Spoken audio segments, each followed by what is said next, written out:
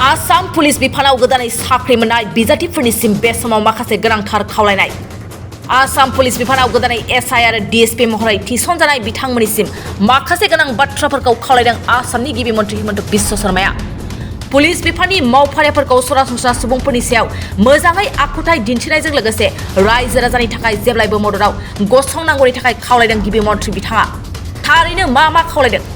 गरिब आरो दुखुथिया सुबुंफोरखौ मदद होनांगौनि लोगोसे दायनिगिरिनि सायाव गोख्रों राहा लाथारनांगौनि थाखाय खावलायदों गिबि मन्थ्रि बिथाङा। बेजों लोगोसेनो रायजोनि आइजो आरो उन्दै गथ'फोरखौ रैखाथि होथारनांगौआ आसाम पुलिसनि मोनसे गोनांथार बिबान।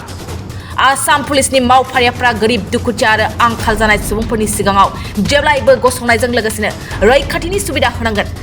आसाम पुलिसनि लावथि आरो सिलाइनि गुलिया माब्लाबाबो गोरिब आरो दुखुथिया सुबुंफोरनि सायाव बाहायजानो मोननाय नङा। आसाम पुलिस बिफाना सरासनस्रा सुबुं आरो दुखुथिया सुबुंफोरखौ खोथा बाथ्राफोरजों मोजाङै रायलायनो सोलोंनांगोन।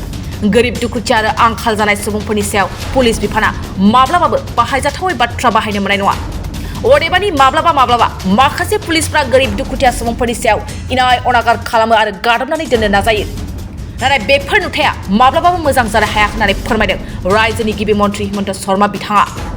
बेजों लोगोसेनो बेबायदि खालामनाया सासे पुलिस बिफान महरै समायखिरा लानायनि जेबो बेसेन थाया होननानै बुंथिबावदों गिबि मन्थ्रि बिथाङा। गिबि मन्थ्रि बिथाङा बेखौनो बुंबावदोंदि पुलिस बिफानाव गोदानै साख्रि मोननाय बिजाथिफ्रा साफ्रोमबो गाव गावनि नाजानायजों गोथारै मोननो हानाय। बेनिखायनो रायजो राजा आरो गोरिब दुखुथिया सुबुंफोरनि थाखाय जेब्लायबो गोसो गोथारै हाबा मावनांगोन। As a newly inducted member of the police force, your responsibility extends to ensuring the well-being of our senior citizen, safeguarding women and children from harassment, exploitation and crime, maintaining a vigilant sensitivity to the concern of the diverse castes and communities.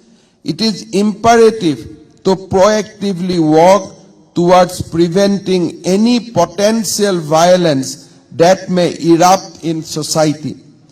Your dedication to these responsibilities will contribute significantly to creating a safer and more secure environment to all and for all.